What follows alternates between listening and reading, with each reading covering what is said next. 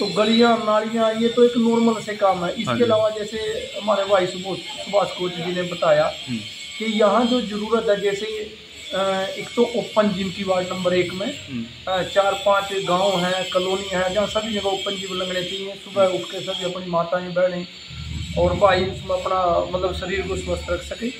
और दूसरा एक यहाँ लाइटों की प्रॉब्लम है पूरे वार्ड में, बसंत विहार में, कि लाइटों की समस्या है। और कुछ इससे अधिक भी और भी बहुत समस्याएं हैं, जैसे सड़क है, सड़क पर अतिक्रमण है, एक नंबर गली बसंत विहार में बैक साइड से रास्ता दिलवाना है। काफी समस्याएं हैं जिन पे मतलब सुभाष कोच जी का भी और हमारे प्रतिनिधि का भी, जो हमारे कैंडिडेट है उनका भी बहुत ज्यादा ध्यान है, इनका समाधान भी होगा और जनता का पूरा सहयोग और साथ भी।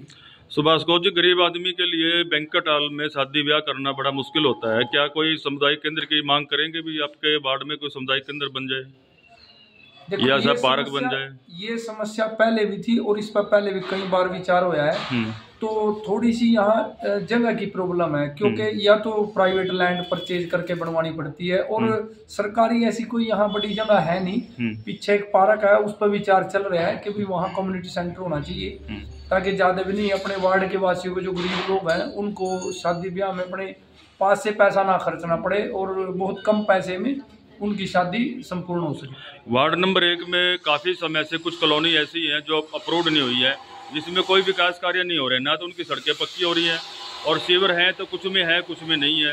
तो क्या ये मुद्दा रहेगा या नहीं रहेगा?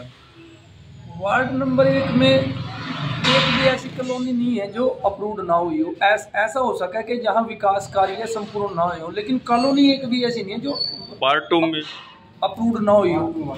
पार्ट 2 में एक की बात करें मैं, हाँ जी, इसमें कोई कॉलोनी नहीं है। जो सबसे बड़ी कॉलोनी बसंत विहार है और फिर गांव है, और कोई कॉलोनी है ही नहीं और ये अप्रूव्ड है सर। आपके पास कुछ गांव भी है, जैसे बलडी है, झंझाड़ी है, तो इनमें क्या क्या मुद्दे हैं जो कि करने जरूरी हैं, क्योंकि ग्रामीण क्षेत्र है, उचाना है?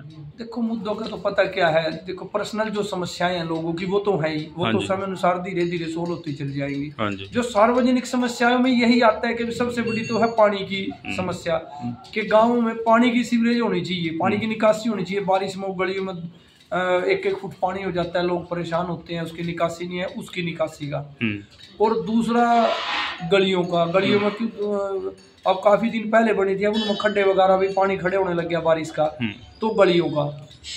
और जैसे गलियां नालियां लाइटें, ये सार्वजनिक सी समस्याएं, इनका सबका समाधान लगभग हो भी चुका है। पहले भी बहुत ज्यादा काम कराए हैं पार्टी, जो रह गए वो अब हो जाएंगे। जी सुभाष जी, आप पिछले भी आपने चुनाव लड़ा था जात उम्मीदवार के, तो उसमें आपने लगभग बराबर दोनों टक्कर थी, तो बराबर वोटें ली है।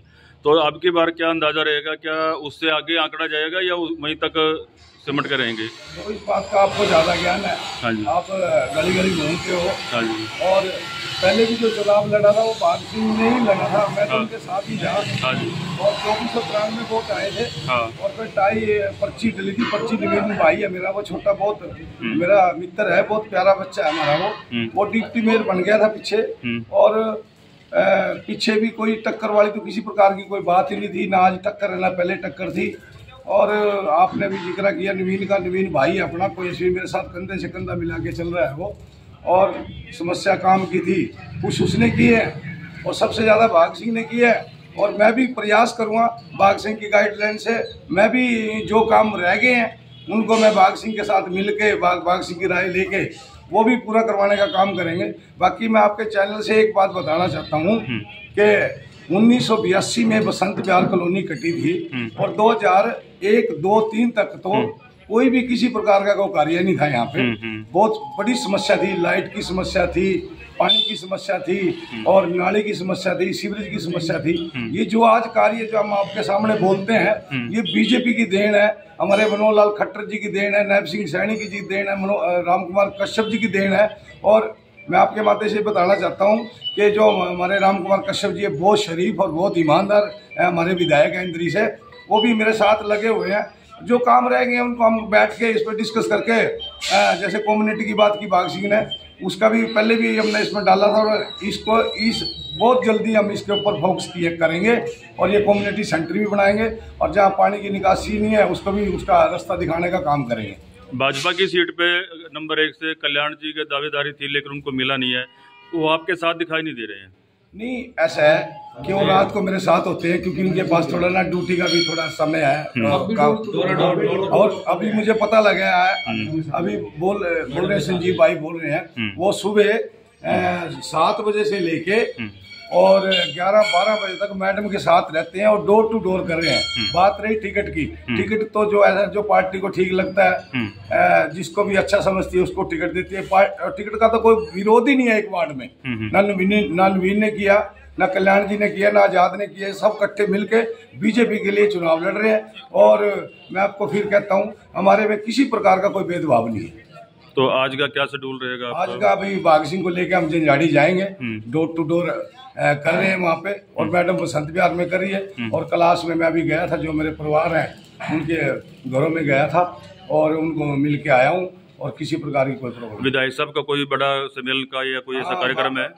मैं आपके माध्यम से कहना चाहता हूँ कि पूरे अम्बेडकर सभा ने पूरे जो हमारे SC समाज के जो हमारे बुजुर्ग हैं, नौजवान साथी, हमारी बहनें हैं, माताएं हैं, उन्होंने पूरा बीजेपी को समर्थन देने का काम किया है। कल 5 बजे यहाँ पे एक बहुत बड़ा प्रोग्राम होगा अम्बेडकर भवन में, वो सभी बीजेपी को समर्थन देंगे। तो MLA साहब आएंगे? MLA साहब आएंगे, हमारे बड़े भाई बिरजू जी हैं, रेणु बाला जी के घर वाले, वो आएंगे, और समय लगे तो बहन जी भी जरूर आएगी। जी, क्या अपील करेंगे आज वार्ड वासियों के लिए? बस मैं आपके माध्यम से पूरे एक वार्ड के वासियों को ये कहना चाहता हूँ कि आपकी बेटी, बहू, बहन सुदेश रानी यहाँ पे चुनाव लड़ रही है, और उसको, और हमारी बड़ी बहन रेणु बाला जी मेयर का चुनाव लड़ रही है, कमल के फूल पर मोहर लगा के, और दोनों पदाधिकारियों को मजबूत बनाने का काम करें। Thank you.